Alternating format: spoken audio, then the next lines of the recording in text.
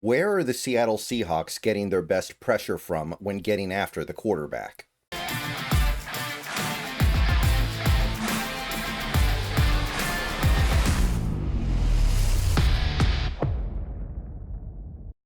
What's going on, everybody? Good morning. Happy Monday. We have made it to the new week. It is the first week of the season that will feature a Seahawks game we can watch on TV. It is a preseason game, but we're playing in just a few days here, so it's going to be a fun week. Definitely time for football fans to start locking back in, and it's the time to have some optimism. Even if you don't think this team can win the Super Bowl, you can still think this team is going to move in the right direction and have some of the things that they worked so hard on during the offseason pay off. And as the season goes on, there are going to be fans of certain teams that lose faith, that lose their optimism because they see what's going on the field and it's bad. Right now, though, everybody gets to live in that cautiously optimistic, at minimum, mind space. And today I wanted to take a look at another tweet by the wonderful Stat account, or Account Stat. I don't know what they prefer to go by, but they've been on X in a couple of different forms over the years. I think their account keeps getting deleted and they come back with a slightly altered account name. I'm not sure what iteration of the account this is, but it's a great follow. If you're not following Stat account, well, or you have them in a list, which is what I do. I put accounts in lists, but you should be aware of this account if you're a Seahawks fan. He posted some really good data about the pressure rate for the defensive line for every team in the NFL. Obviously, we're focusing on the Seahawks, but I wanted to take a look at this, and I want to filter it through the question of whether or not a trade for Trey Hendrickson or Micah Parsons makes sense, because to me, those are the two potential trades that are really worth talking about. And I guess you could throw guys like Thibodeaux and Owe from Baltimore into the conversation as well. The point is, it's mostly pass rushers. I don't think trading for any other position makes much sense. Obviously, we'd probably love to add some offensive linemen, but those guys are very unlikely to be on the market. I'm not really thinking too hard about that. This is something worth thinking about. So please click the thumbs up button on this video. Subscribe if you're new, click the bell for notifications, become a channel member for $2 a month. Those are the best ways to support the channel. Let's take a look at the numbers. So what this chart does is it takes the average pressure rate per defensive lineman, and it separates them out into two categories. You have the edge, so your edge rushers, which in the case of Seattle, your outside linebackers, Nwosu, Mafe, Hall last year. This is for 2024, obviously.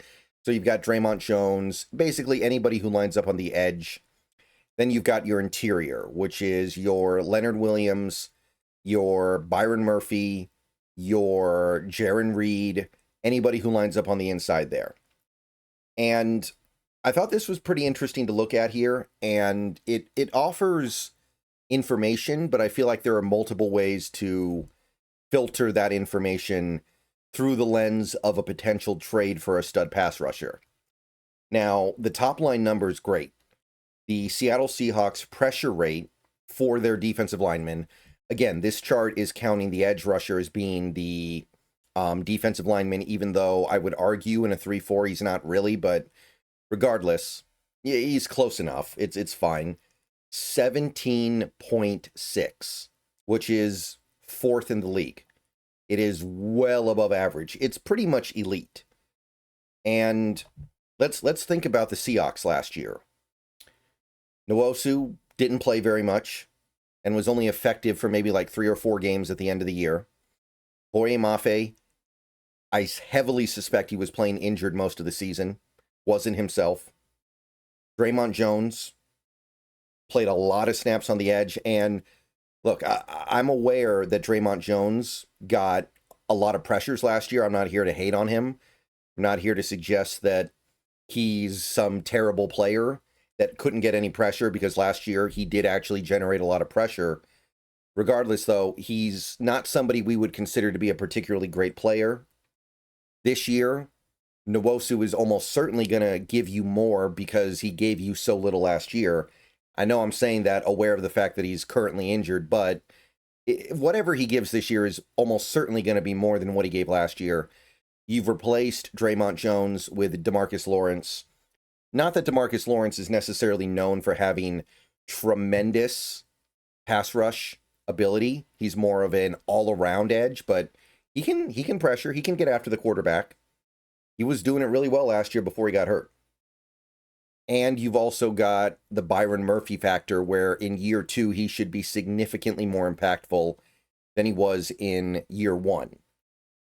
And you kind of see how this could go really well without making the big addition. And I think that's one way to look at these numbers. Now, there are some numbers here that aren't so great. The win rate, the pass rush win rate overall is about average, 15%. You can see that a lot of these teams are a little better than that. I think that if you were to sort everything by this column, the Seahawks would be slightly above average, not great. And their sack rate, 2.5%, is actually pretty bad. Now, here's the question. Is that a fluke? Is it a fluke that the Seahawks had a really high pressure rate, but a relatively, not even, I'd call it below average. I wouldn't call it bad, but below average sack rate? That is very possible. That could be something attributed to random variance and something that should get a lot better in 2025 just because the variance will likely swing to where it's not so stark. And you can see that some other teams had similar issues. The Browns had an incredibly high pressure rate, but their sack rate was below average. The Eagles had a bad sack rate, even though their pressure rate was top 5. And on the other hand, you have some teams that didn't have super high pressure rates, like Houston, still have a good sack rate. You had a team like the Steelers that had a very poor pressure rate, have an okay sack rate. There's variance, and maybe part of it is maybe part of it is random. Maybe part of it is the players. Maybe there is some element to certain players being more skilled at converting a higher rate of their pressures into sacks. It's hard.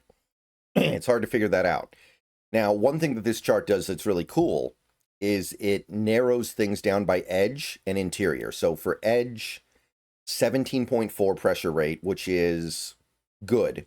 It's above average. It's not great. It's not elite or anything like that, but it's good. The win rate, however, is low, and the sack rate is atrocious. And this is where I look at it and I think to myself, okay, if you added a stud here, like a Micah Parsons or a Trey Hendrickson, look at what you're adding on to here. Because first of all, if you leave things as they stand, you should get a better product in 2025, right? You've got a slightly above average pressure rate from your edges. And I know the other stuff's bad, but you've added DeMarcus Lawrence. You moved on from Draymond Jones. You've probably got a much healthier Nwosu and a much healthier Mafe. It is year 3 for Derek Hall. I don't know if he's going to go up very much beyond what he already has, but he could. It should be better as is, but this is where you supercharge your pass rush. Because look at the interior, and this is where the Seahawks really did their damage. 17.8 pressure rate on the interior. The only teams that were higher than 17.8 were the Browns, who were 18% flat, and that is actually it. No one else was that high. The Seahawks had the second highest pressure rate on the interior. That's Big Cat, that's Jaron Reed, that's Byron Murphy. Now, is Leonard Williams going to slip a little bit? Almost certainly. He had the best year of his career last year. I doubt he tops it. And the law of averages says he won't be quite that dominant in 2025. But guess what? Byron Murphy, who was not great with his pressure rate in 2024, should be taking a step forward. Even if you're not a big fan of Byron Murphy, he was 21 last year. It would be very odd. It would be very strange if he didn't take a significant step forward just by virtue of the fact that he's a year older. We should be getting a lot more out of him. And that not only should offset whatever big cat drop-off there is, and I don't think the big cat drop-off is going to be huge. It'll be modest. It should also offset the Jarran Reed factor, where, yeah, Jarran Reed getting up there in age, I don't think he's going to have the same success rushing the passer he did last year, but should still be fine. And these numbers, look at, we had a really high sack rate. The only team better was the Bears in terms of sack rate on the interior, 3.1. We had 2.9. The win rate was good. Like that's just as things stand. So if you supercharge the edge rusher room, if you bring in somebody like a Micah Parsons that is going to single-handedly boost this pressure rate a few percent on top of the fact that you're getting probably much better stuff from Nwosu, probably better efficient play from Mafe, and D-Law over Draymond. Like, think about how good this pass rush could be. This could be the most well-rounded pass rush in football. Look at how close we were to having the best pass rush in football last year. And in terms of pressure rate, look at how close we got with all the things that didn't go our way last year in terms of getting the best version of our players. This is what I look at and I go, okay, on the one hand, maybe we don't need to add another player because we're already so close to the top. There is a law of diminishing returns. You can only go up so high when you're already fourth.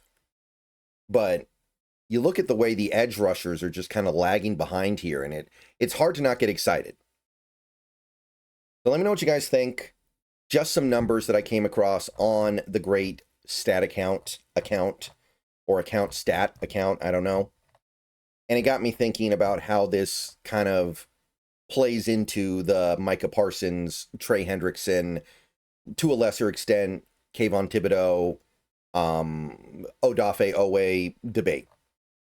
Think about what we could have, guys. We could have it all. We could have the pretty easily greatest pass rush in football. There's every reason to believe it's right there for us. We're already near the top just with what we had from last year. And there were moments last year where it felt like we were leaving meat on the bone. You get that one superstar outside rusher to pair with your superstar inside rusher. You're not leaving stuff on the bone anymore. Okay. I think we're practicing today, so there's going to be another video later today, unless I'm wrong and we're doing a walkthrough or something. If that's the case, then there's not going to be much to talk about. But I do have some stuff going on today beyond that. I'll make a video about that when the time is right. And yeah, hope everybody has a great day. Go Hawks. And yeah, pressure rate, baby. This is the stuff that I live for. And I feel like if we can really get a handle on this and we can generate pressure 20% of the time, if our win rate can get up to about 20%, if our sack rate gets up to over 3.5, the rest is going to come. Go Hawks.